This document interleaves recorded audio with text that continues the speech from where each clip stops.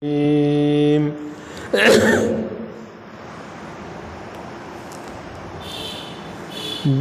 الله الرحمن الرحيم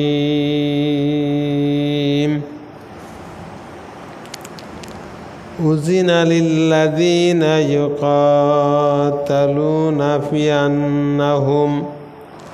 بأنهم ظلموا وإن الله على نصرهم لقدير الذين أخرجوا من ديارهم بغير حق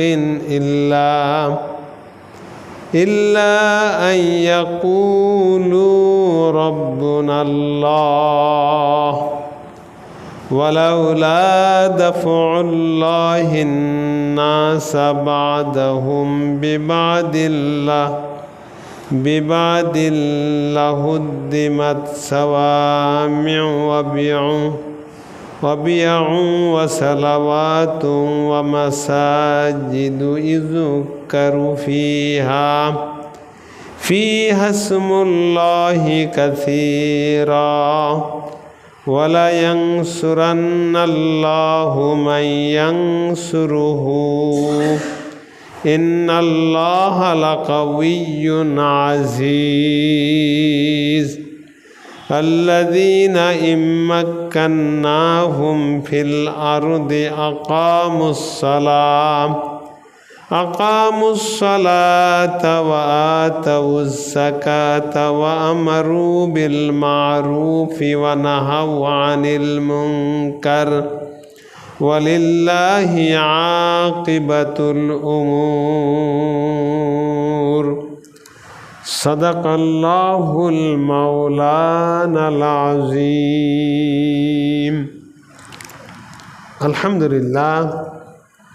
الحمد لله رب العالمين الصلاة والسلام على سيد المرسلين وعلى آله وصحابه أجمعين উপস্থিত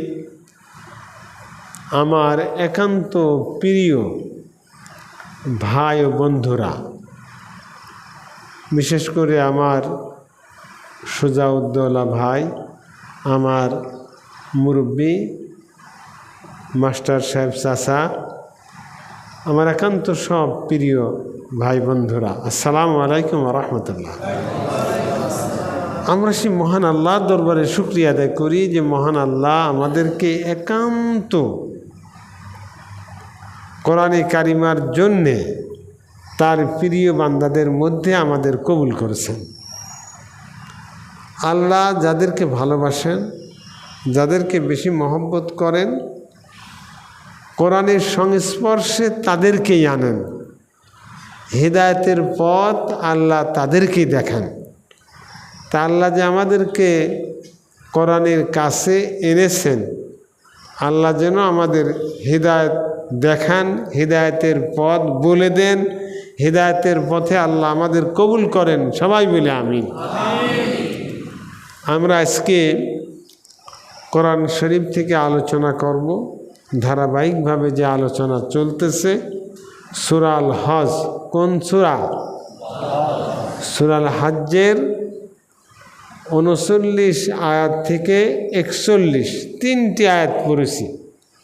এই তিনটি আয়াত যেহেতু খুবই গুরুত্বপূর্ণ, এজন্যে এই তিনটি আয়াতের উপরেই খুব সংক্ষেপে আলোচনা করব। আল্লাহ যেন আমাদের এই কোরআনের বরকত, এই কোরআনের প্রকৃত ফজিলত, এর তাৎপর্য আল্লাহ আমাদের উপলব্ধি করার তৌফিক দেন, সবাই বলে আমিন।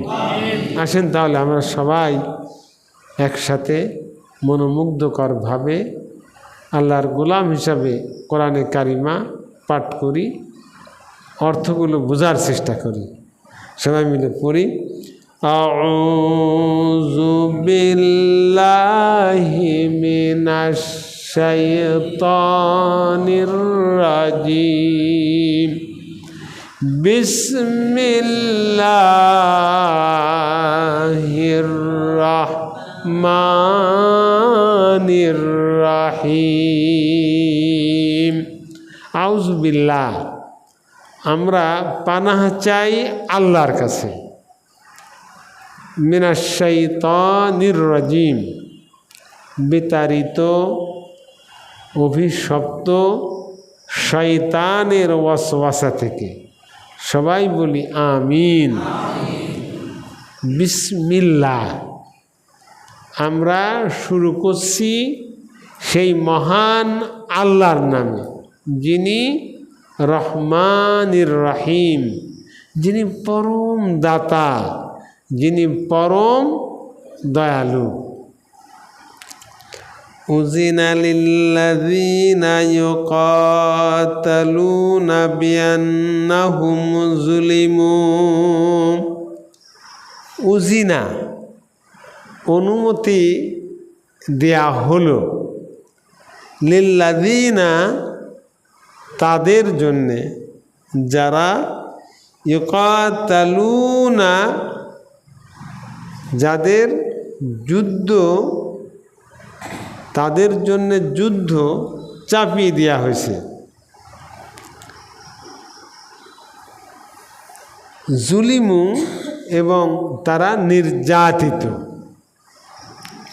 ওয়াইন্নাল্লাহ এবং নিশ্চয় আল্লাহ, আলা নাসরিহিম তাদের উপরে সাহায্য করতে, লাকাদির অবশ্যই তিনি ক্ষমতাবান।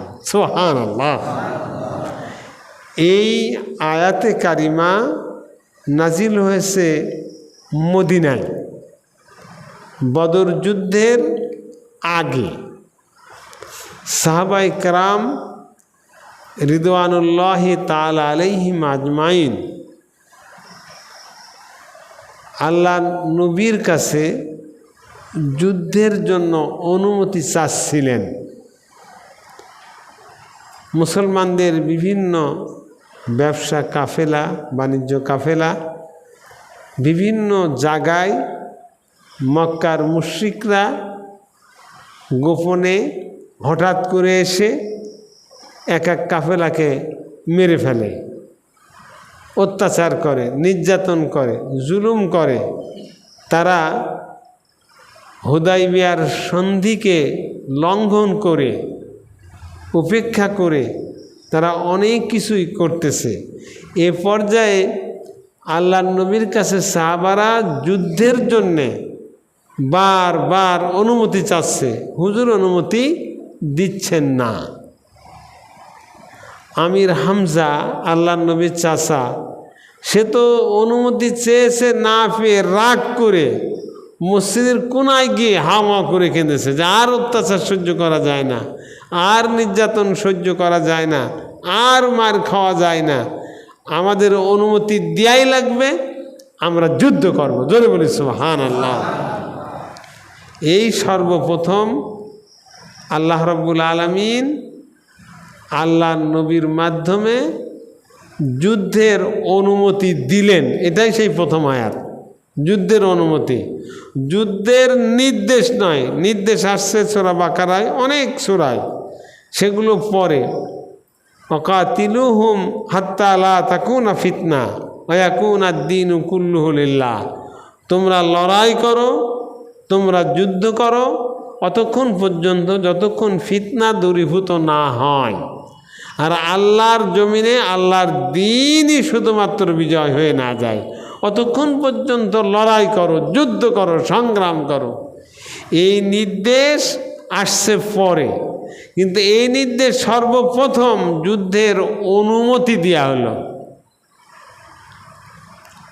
আমাদেরকে উপলব্ধি করতে হবে, এদেশে অনেক জঙ্গি সংগঠনের আবির্ভাব ঘটেছিল। আব্দুর রহমান বাংলা ভাই, এরকমের অনেক জঙ্গি সংগঠন, জঙ্গি নেতা, জঙ্গি আলেম ওলামা এদেশে আবির্ভাব হয়েছে কি না? কিন্তু জামাত ইসলামী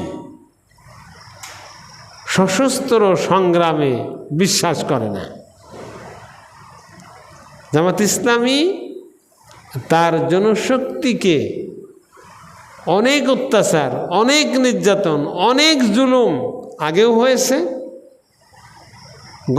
বিগত সরকার তো একেবারে পাইকারি দরে জুলুম করেছে, কারণ ঠিক কিনা? তারপরেও সংগঠন অস্ত্র হাতে নিতে অনুমতি দেয়নি। জোরে বলি সুবহানাল্লাহ। কিন্তু কেন অনুমতি দেয়নি? আমরা অনেক আমাদের মানে অযোগ্য, কিন্তু আমাদের নাম নিয়ে আলোচনা করে। আমি এইবার গেছিলাম এই কুমারখালীর মধ্যে এক জায়গায় আলোচনা করতে। তা আমার আগে যে আলোচনা করলো সে তো আমরা রাইফেল ধরব, অস্ত্র ধরব, এরকম হুমকি দিচ্ছিল। আমি বসে আছি, আমার কথা বলার সুযোগই দেয় না। ও মনে করে যে কত বড় বক্তাও। শেষ পর্যন্ত আমি বললাম, এই বক্তব্য বন্ধ করেন। আমি উঠে ওর বিরুদ্ধে আগে প্রতিবাদ করেছি যে আমাদের ভাবমূর্তি একেবারে নষ্ট করে এই সব বক্তা, যাদের কোরআন হাদিস সম্পর্কে আসলে ব্যুৎপত্তি নাই, গভীর কোনো জ্ঞান নাই, যৌক্তিক কোনো যোগ্যতা নাই, কিন্তু মনসে মনে হয় ওদের মতো আর কোনো বক্তা নাই। আর আমাদের কিছু মাথা মোটা, তেজদীপ্ত, জজবাই চলা কিছু কর্মী আছে, ওরাও বোঝে না, ওরা ওদের পালি একে লাফায়া অস্থির হয়ে যায়। কিন্তু আমাদের সংগঠনে ভাবমূর্তি কী হয়? ক্ষুণ্ণ হয়। আমাদের উপলব্ধি করতে হবে, সৈয়দ আবুল আলা মওদুদি রহমতুল্লাহ আলাই কত সুন্দর করে বুঝিয়েছেন যে একটা যুবক একটা যুবতী সামাজিকভাবে দুই পক্ষ আলোচনা করে দেনমোহর নির্ধারণ করে সাক্ষী রেখে খুতবা পাঠ করে বিয়ে বন্ধনে আবদ্ধ করা হয়। এই যুবক যুবতী এখন বিছানায় তাদের জীবনে একে অপরের সাথে যে সান্নিধ্য মেলামেশা করে, এটা সবই সোয়াবের কাজ। সবই কি কাজ? সব সোয়াব, সব আল্লাহ খুশি হন, আল্লাহর রসুল রাজি হন, এটা আল্লাহর আইন, এটা আল্লাহর বিধান, সবই সোয়াবের কাজ। কিন্তু দেনমোহর বাদে, সাক্ষী বাদে, বিবাহ বন্ধন বাদে যদি কোনো যুবক যুবতী একত্রিত হয়, এটা সবই পাপের কাজ, সবই গুনার কাজ, সবই গুনাই কবিরা সমতুল্য পাপ, যা ইসলামী শরীয়তে শাস্তিযোগ্য অপরাধ। ঠিক কিনা? তিনি বুঝিয়েছেন আল্লাহ নবী মক্কা থেকে হিজরত করে মদিনায় আসার পরে, মদিনার রাষ্ট্র ক্ষমতা হাতে পাওয়ার পরে, তারপরেও অত্যাচার নির্যাতনের মুখে যুদ্ধ চাপিয়ে দেওয়া হচ্ছে, তারপরেও সাহাবায়ে কেরাম রিদওয়ানুল্লাহি তাআলা আলাইহিম আজমাইনদের যুদ্ধের জন্য অনুমতি দিচ্ছেন না। সাহাবারা কাকুতি মিনতি করতেছে, কান্নাকাটি করতেছে, আল্লাহর নবীর হাতে পায়ে ধরতেছে, আপনি অনুমতি দেন, আর পারা যায় না। হুজুর তারপরও অনুমতি দিচ্ছেন না। এরপরে এই সূরা আল হজ্জের এই 39 নম্বর আয়াতে আল্লাহ রাব্বুল আলামিন উজিনা, তাদের অনুমতি দেয়া হলো। জোরে বলি সুবহানাল্লাহ, আরো জোরে বলি আলহামদুলিল্লাহ। এর থেকে বোঝা গেল ইসলাম রাষ্ট্রীয় ক্ষমতায় যাওয়ার আগে সশস্ত্র যুদ্ধ করা ইসলামে বৈধ নাই। বাংলাদেশে যারা জঙ্গি, এরা ইসলাম কায়েমের নামে বোম মারেছে, মানুষ হত্যা করেছে, অ্যাডভোকেট হত্যা করেছে, এমনকি মোহতারাম মাওলানা মতিউর রহমান নিজামী, দেলাওয়ার হোসেন সাইদিকে মারার জন্য, হত্যার জন্য পরিকল্পনা নিয়েছে।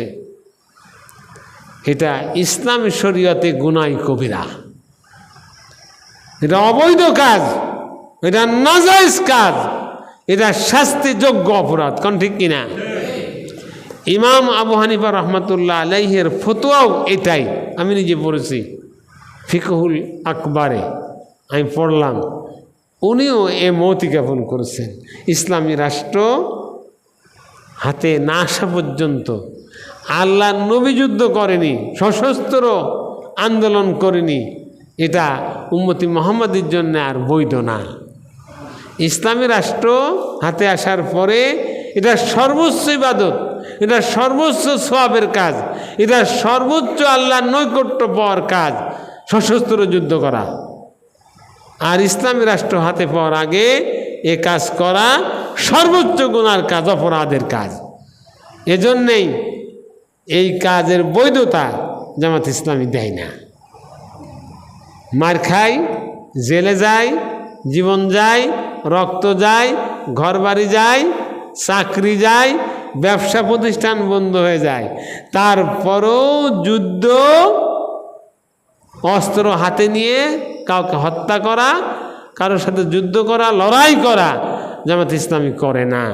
এই আদর্শটা কার? এই আদর্শটা আল্লাহর নবীর, এই আইনটা আল্লাহর, এই বিধানটা আল্লাহর, কোরআনেরই ফায়সালা। কথা কি আমাদের বুঝ ক্লিয়ার হয়েছে?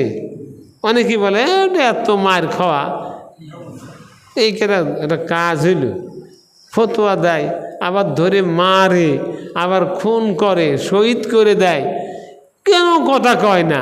মরাই যেন এর কাজ, এক আন্দোলন করা যায় না, অস্ত্র হাতে নেব, যুদ্ধ করব, একটা মরলি 5টা মারব, আমাদের দেখে মানুষ ভয় পেয়ে থরথর করে কাঁপবে, ইসলাম কায়েম হয়ে যাবে। কিন্তু এটা কি ইসলামী শরিয়াতে বৈধ আছে? কথা কি বুঝ ক্লিয়ার হয়েছে? এই আয়াতের প্রেক্ষাপটে এটা জোরে বলে আলহামদুলিল্লাহ। আল্লাহ এরপরে বলতেছেন, বলি সবাই, আল্লাযীনা উখরিজু মিন দিয়ারিহিম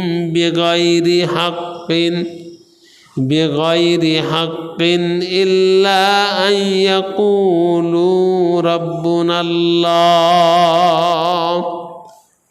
আল্লাহ বলেন, আল্লাযীনা, যারা, উখরিজু, বের করে দেয়া হয়েছে, উৎখাত করা হয়েছে, মিন দিয়ারিহিম, তাদের ঘর বাড়ি থেকে, বিগয়রে হক, অন্যায়ভাবে তাদের ঘর বাড়ি থেকে উৎখাত করা হয়েছে, বিতাড়িত করা হয়েছে। কিভাবে? বিগয়রে হক, অন্যায়ভাবে তাদেরকে উৎখাত করা হয়েছে। ইল্লা, এ ছাড়া তাদের কোনো অপরাধ নাই, তাদের কোনো অন্যায় নেই। ইল্লা মানে ব্যতীত, কোনো অপরাধ নেই, এ ব্যতীত, এ ছাড়া কোনো অপরাধ নেই। সেটা কি? আইয়াকুলু, যে তারা বলেছে, রব্বুন আল্লাহ, আল্লাহ আমাদের রব। জোরে বলি সুবহানাল্লাহ। সাহাবীদের কথা আল্লাহ এখানে উল্লেখ করেছেন যে এই যুদ্ধের জন্য অনুমতি কাদের দেয়া হলো, তারা কারা? তাদের ঘর বাড়ি থেকে, তাদের নিজের মাতৃভূমি থেকে, নিজের আপনজনদের থেকে যাদেরকে উৎখাত করা হয়েছে, অর্থাৎ সাহাবায়ে কেরাম রিদওয়ানুল্লাহি তাআলা আলাইহিম আজমাইন, আল্লাহর নবীর সঙ্গে, নবীর প্রেমে, আল্লাহর প্রেমে, দিন ইসলামের জন্যে তারা নিজেদের ঘর বাড়ি, জমি জায়গা, ছেলে মেয়ে, স্ত্রী, পরিবার পরিজন পর্যন্ত পরিত্যাগ করে, উৎখাত হয়ে, বিতাড়িত হয়ে তারা মক্কা ছেড়ে মদিনায় চলে গেছে। তারা আল্লাহর কাছে প্রমাণ করেছে, আল্লাহ আমাদের কাছে আমাদের সন্তান বড় না। একটু ভাবেন, অন্তর দিয়ে ভাবি আমরা, এটা এখন যত সহজ, এই বাস্তবতা কত কঠিন।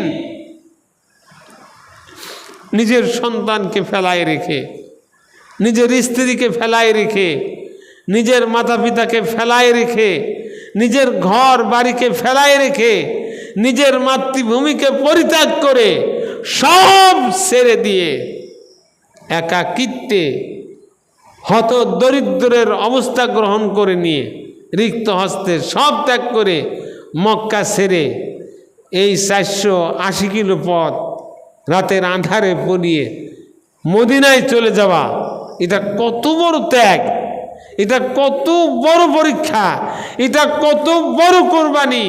তারা যেন পরীক্ষায় কথা বলেছে, আল্লাহ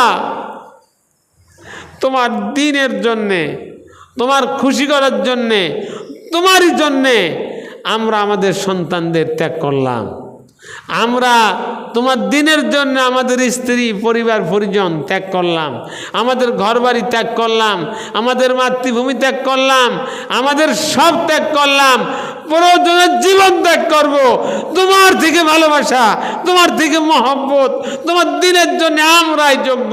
জোরে বলি সুবহানাল্লাহ।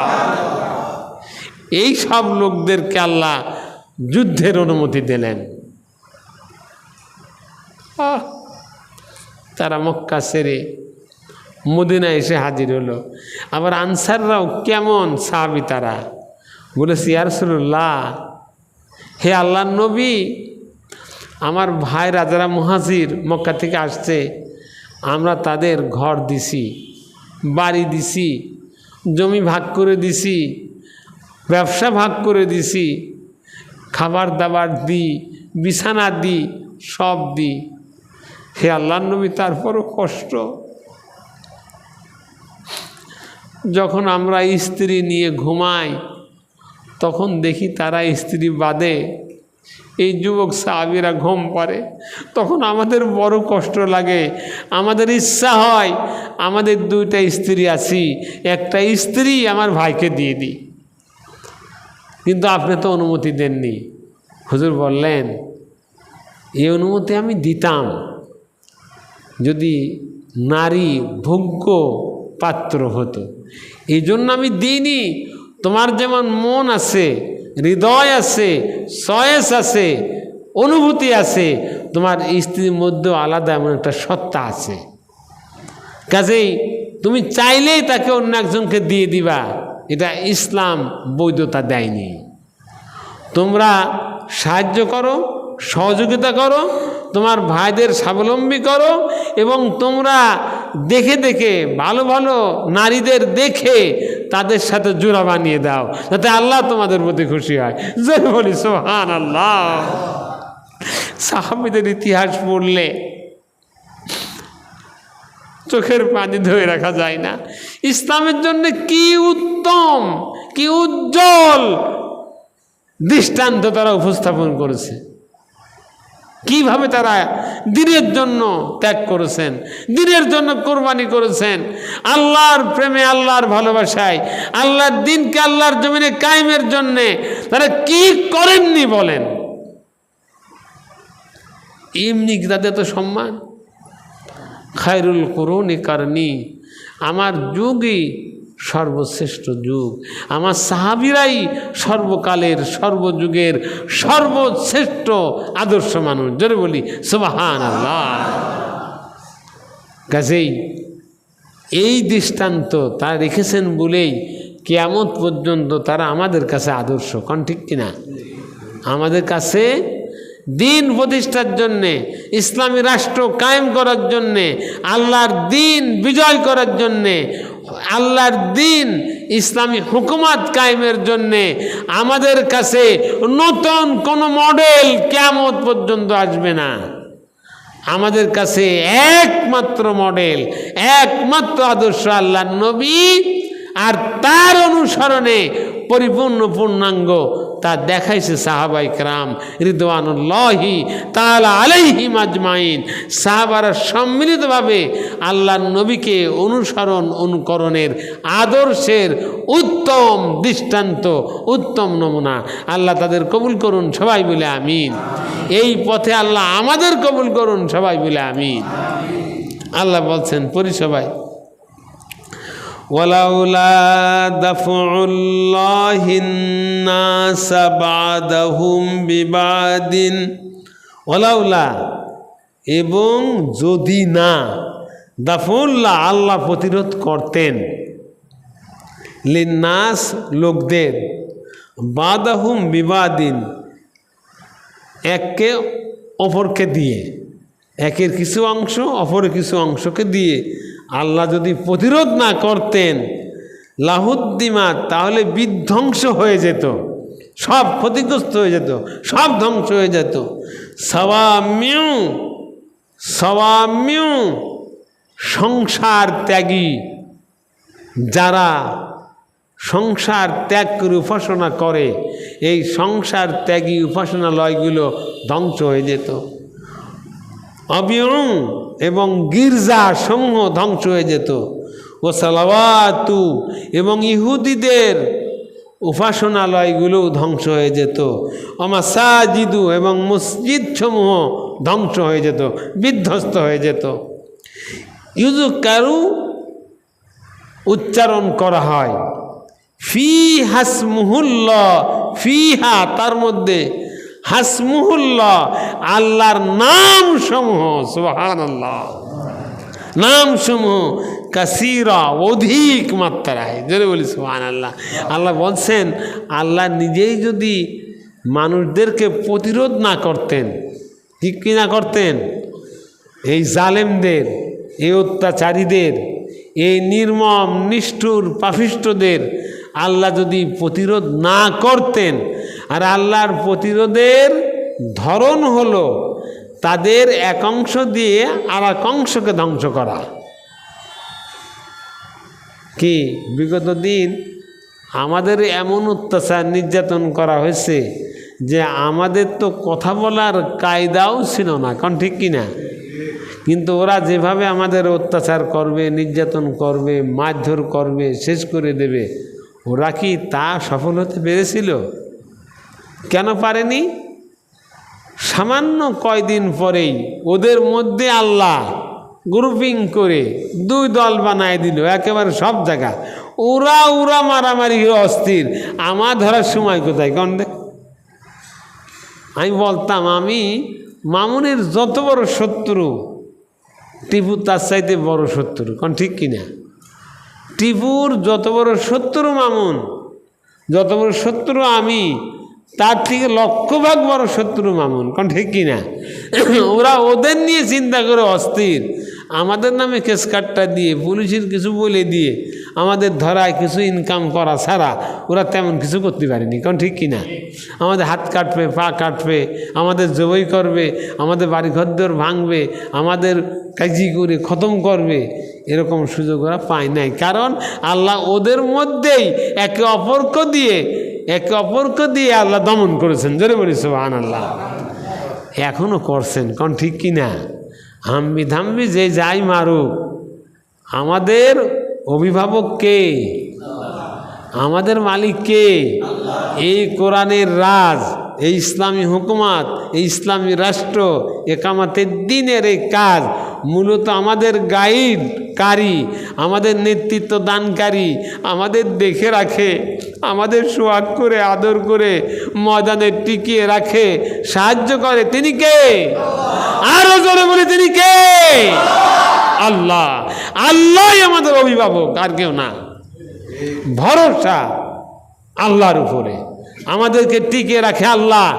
যত যে ষড়যন্ত্র করেছে, আগামীতে করবে, এখন করছে, কোন ষড়যন্ত্র, কোন রকমের কৌশল আমরা পরোয়া করি না। এজন্যে করি না, আমাদের সঙ্গে আছে আল্লাহ। কে আছে? ইন্নাল্লাহ মাস সাবিরিন, নিশ্চয় আমি ধৈর্যশীলদের সাথে আছি। আল্লাহ সাথে আছেন, জোরে বলি সুবহানাল্লাহ। আল্লাহ বলেছে অমাকারাল্লাহ, ওরা আল্লাহর বিরুদ্ধে ষড়যন্ত্র করে। আল্লাহু খায়রুল মাকিরিন, আর আল্লাহ ওদের বিরুদ্ধে কৌশল করেন, আর আল্লাহই কৌশলের দিক দিয়ে সর্বোত্তম, জোরে বলি সুবহানাল্লাহ। কি কথা কি বোঝা গেছে? আমি তো ফেসবুকে দেখে পাগল হয়ে গেলাম যে সর্বনাশ, ইহুদিরা যে কাজ করতে ভয় পায়, কোরআন পুরানোর মতো কাজ, জালিমরাও কোরআন পড়াতে ভয় পাইছে। আজকে দেখতেছি নতুন ফেরাউনের আবির্ভাব, নতুন আবু জেহেলও কাজ করেনি, আবু লাহাবও করেনি, কোরআন পড়ায়নি, সাহাবীদের মারছে, অত্যাচার করেছে, নির্যাতন করেছে, খুন করেছে, কিন্তু কোরআনের গায়ে আগুন দেয়নি। কোন ঠিক কিনা? কোরআনকে দেখে ভয় পেয়েছে, আল্লাহর বাণী। আর এই দুর্বৃত্তরা কোরআনে কারিমা শত শত কোরআন পুড়িয়েছে। কোরআন যেমন করে পুড়িয়েছে, এই বাংলার মাটিতে ওরা তেমন করে পুড়ে খড়কুটার মতো, ওরা ছাই ভস্যের মতো উড়ে যাবে, কোনো সন্দেহ নাই। কোরআনের গায়ে আগুন দিয়ে কেউ টিকতে পারে না, কোরআনের গায়ে আগুন দিয়ে কেউ টিকে থাকতে পারবে না ইনশাআল্লাহ। কোন ঠিক কিনা? সাবধান হন, হুঁশিয়ার হন। এক একটি হুজুর মারা, এক একটা মুসলমান মারা, এটা সহজ ব্যাপার। যে কোরআনের জন্যে আমার নবী রক্ত দিয়েছে, যে কোরআনের জন্য আল্লাহ নবী মার খেয়েছে, যে কোরআনের জন্য আল্লাহ তার নবীর গোটা জীবন ত্যাগ করেছে কোরআনের জন্য, আর এই কোরআনে কি আগুন দিতে পারলে, কোরআন পড়াতে পারলে একটু ভয় হলো না, একটু চিন্তা হলো না? আমরা বলবো যারা এই কাজ করেছে, তাদের যারা নেতা নেত্রী, তাদেরকে ভাবতে বলবো আমরা, যা চিন্তা ভাবনা করে। এদেশে বড় বড় তারা প্রিয় ব্যক্তিত্ব, জিয়াউর রহমানকে আমরা সম্মান করি, খালেদা জিয়াকে আমরা সম্মান করি, তাদের দ্বারা এমন কাজ হতে পারে না।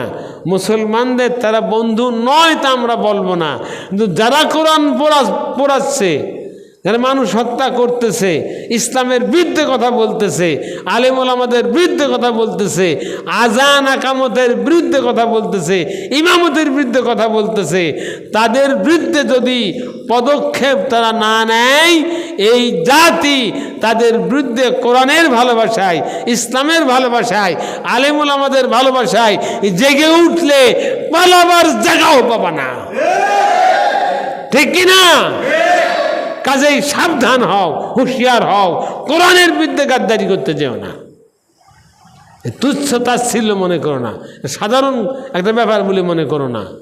প্রত্যেকটা মুমিনের, প্রত্যেকটা ইমানদারের জীবনের থেকেও, হৃৎপিণ্ড থেকেও কোরআন সম্মানের। কোন ঠিক কিনা? এই দেশের হাজার হাজার মাদ্রাসা, এতিমখানা, হেফজখানা কেন চলে?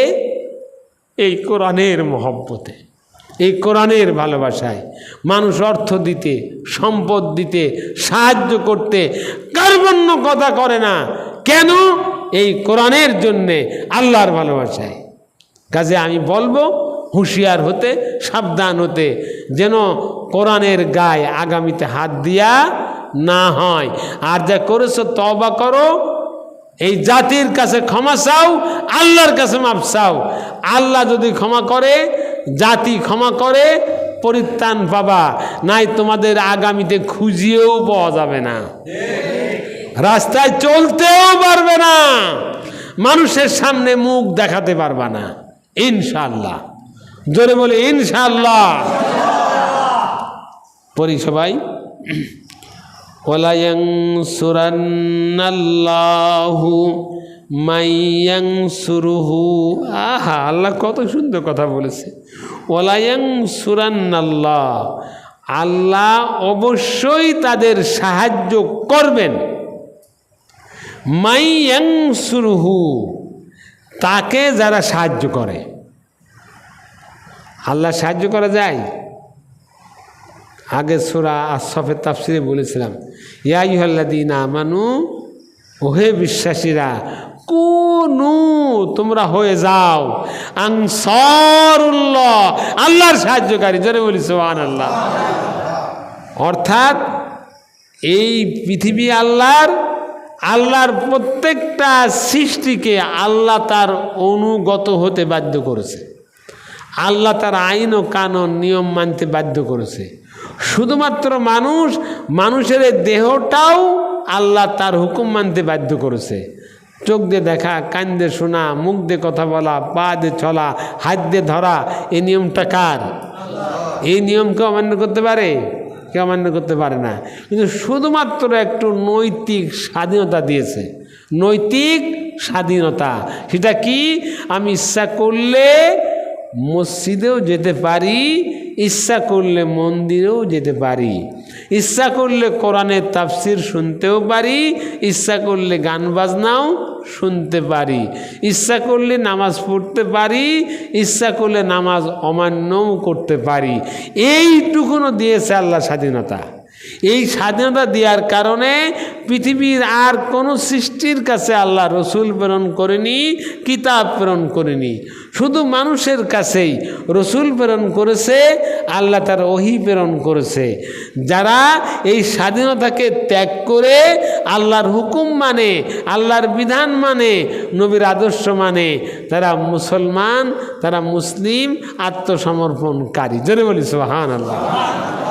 এই আল্লাহর কথা মানতে পারে, অমান্য করতে পারে, এই নৈতিক স্বাধীনতা, এইটুকুনও আল্লাহর গোলাম বানিয়ে দিবার জন্যে যারা কাজ করে, তা মূলত কাজ করে আল্লাহর। কাজ করে কার?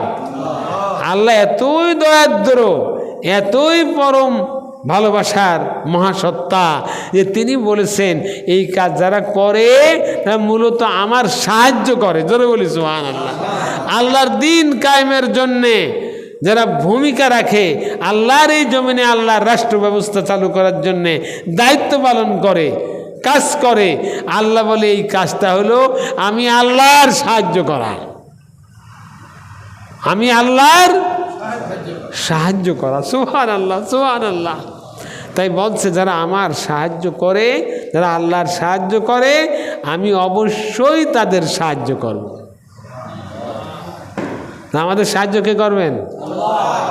আর ভয় আছে নাকি? আল্লাহ যদি কারো সাহায্য করে ভয় থাকে?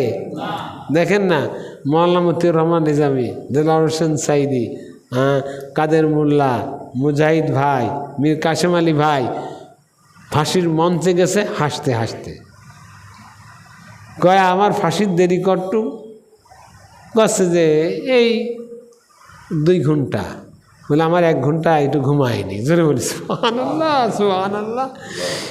মৃত্যুর 2 ঘন্টা পরে 1 ঘন্টা তখন ঘুম পারে, এই কেমন লোক বলেন?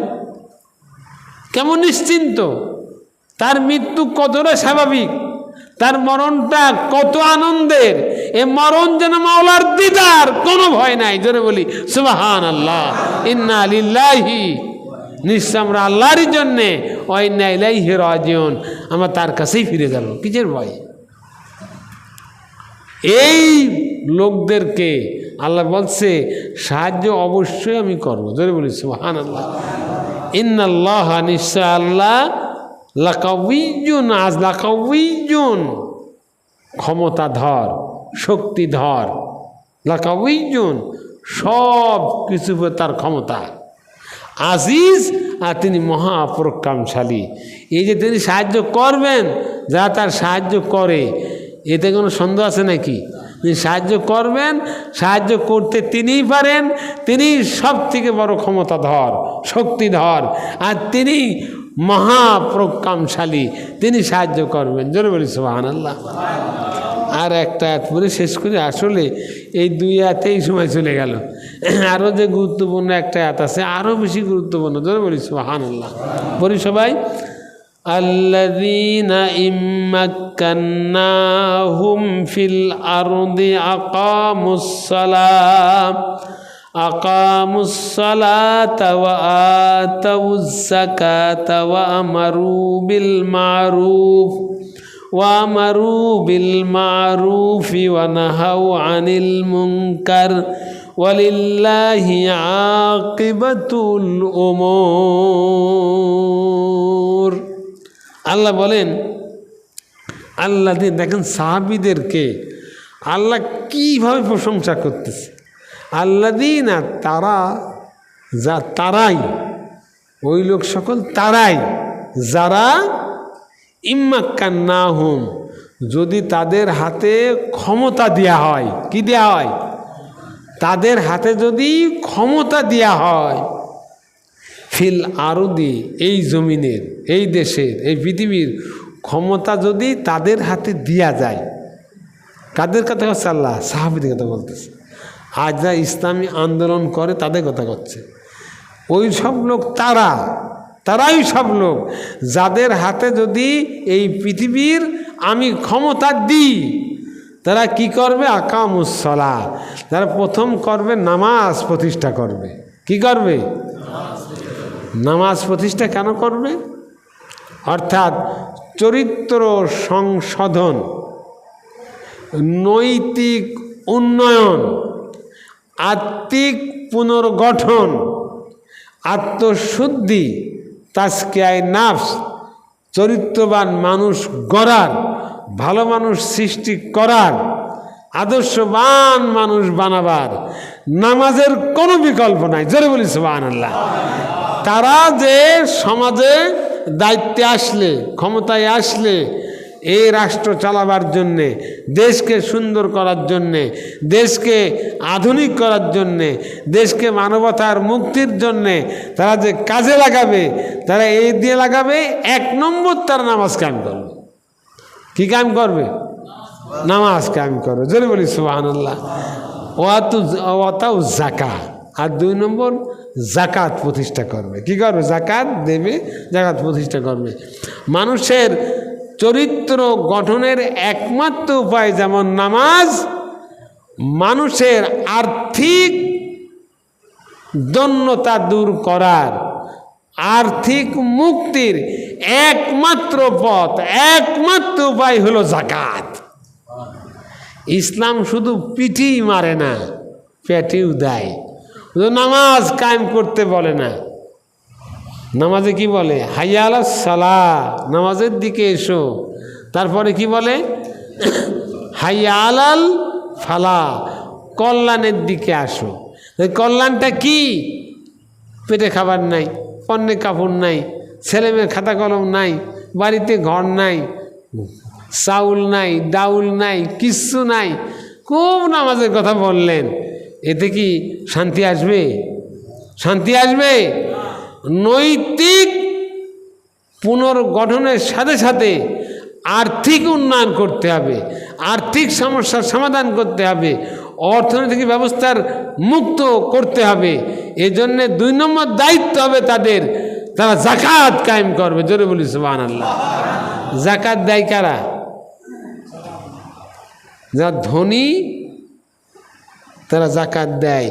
ধনীর কাছ থেকে যাকাতের অর্থ ইসলামী রাষ্ট্র নিয়ে গরিবের মাঝে বিতরণ করবে। তাহলে ধনী আর গরিবের মধ্যে যে অর্থনৈতিক বৈষম্য, এটা দূরীভূত হয়ে একটা সাম্যের মাধ্যমে, আর্থিক সাম্যের মাধ্যমে শান্তি প্রতিষ্ঠা হবে। জোরে বলি সুবহানাল্লাহ। যেমন কার্ল মার্ক্সের থিওরি, লেনিনের থিওরি, তা হলো কি? যে 100 জন বর্জুয়ার, 100 জন জনগণের, ক্ষেতমজুরের অর্থ হলো পুঁজিবাদী অর্থ ব্যবস্থায় 10 জনের হাতে বন্দী হয়ে যায়, আর এই 90 জন কষ্ট পায়। এটার মুক্তির পথ হলো, ওই যদি মানুষ ডাকাতি করে, চাঁদাবাজি করে, কী দিয়ে করে? অস্ত্র দিয়ে। অস্ত্রটাই যদি নিয়ে নেওয়া যায় তাহলে আর জুলুম করতে পারে না। কাজেই বর্জুয়ারা, ধনীরা, অর্থনৈতিক ক্ষমতাবান লোকেরা অর্থ দিয়ে জুলুম করে গরিবের উপরে। ওই অর্থ যদি জাতীয় মালিকানার মাধ্যমে নিয়ে নেওয়া যায় তাহলে আর জুলুম করতে পারে না বর্জুয়ারা। কথা বোঝা গেছে? এটা হলো কার থিওরি? কার্ল মার্ক্সের থিওরি, কমিউনিস্টের থিওরি, যে ব্যক্তি মালিকানা খতম, জাতীয় মালিকানা প্রতিষ্ঠাই হলো মানবতার মুক্তির পথ। কিন্তু ইসলাম কি বলে? খুব ভালো করে বোঝেন। যদি ব্যক্তি মালিকানা না থাকে কি হয় তাহলে? খুব ভালো করে বোঝেন। 100 জন লোকের পুঁজি 10 জনের হাতে চলে গেছে, এতে 90 জনের বিপদ। এটার মুক্তির পথ কি? মুক্তির পথকে এইটা যে সব অর্থ এবার রাষ্ট্রীয়করণ করে জাতীয়করণ করে সরকার হাতে নিয়ে নেওয়া দেখ সমাধান। যেমনটি গোটা দেহে চুলকানি আছে, এটার কি মুক্তির পথ কি এই সব চুলকানি গুছাই নিয়ে হাটে ঢুকাই দেবেন? তাহলে কি মানুষটা বাঁচবে? এবার পুঁজিপতি অর্থ ব্যবস্থায় জনগণের কাছে অর্থ ছিল 10 জনের হাতে, তাদের কাছে অর্থ আছে, পুলিশ নাই, প্রশাসন নাই, জেল নাই, জরিমানা নাই, ক্ষমতা নাই, তাদের বিরুদ্ধে মিছিল করা যায়, তাদের বিরুদ্ধে আন্দোলন করা যায়, তাদের অর্থ নিয়ে নেওয়ার জন্য ব্যবস্থা নেওয়া যায়। কিন্তু জাতীয় মালিকানার মাধ্যমে কি করা হলো? সমস্ত পুঁজি ওই 10 জনের পুঁজিও নিয়ে নিল একজন, তার হাতে রাষ্ট্র ক্ষমতা, তার হাতেই হলো জেল, জরিমানা, পুলিশ, প্রশাসন সব তার হাতে। এমন এক জায়গায় অর্থ গেল যে এবার তার বিরুদ্ধে কথা বলার কোনো যোগ্যতাও জনগণের রইল না। এটা হলো গরম তেলের পাদ্যে লাভ দিয়ে একটা জ্বলি আগুনের মধ্যে পড়া। আর ইসলাম সমাধান দিয়েছে কিভাবে? যে জনগণের 100 জন জনগণের পুঁজিবাদী ব্যবস্থায় 10 জন হাতে যে অর্থ চলে গেল জাকাতের মাধ্যমে, ফিতরার মাধ্যমে, সাদগার মাধ্যমে, ওসরের মাধ্যমে, দানের মাধ্যমে, আর মৃত্যুর পরে তার সকল সম্পত্তি তার নিকটাত্মীয়র মধ্যে ছড়িয়ে দেওয়ার মাধ্যমে স্থায়ী সমাধান। কোন ঠিক কিনা? কাজে ইসলামী কমিউনিজম মতবাদ পুঁজিবাদী ব্যবস্থার সমাধান নয়, আল্লাহর কসম সমাধান না। এগুলো গোটা দেহের চুলকানি হাটে ঢুকাই দেওয়ার মতো অবস্থা। এর থেকে মুক্তির একমাত্র পথ হলো ইসলাম। যদি বলি সুবহানাল্লাহ। আর তার প্রথম ধাপই হলো, প্রথম কর্মসূচিই হলো জাকাত ভিত্তিক অর্থ ব্যবস্থা কায়েম করা।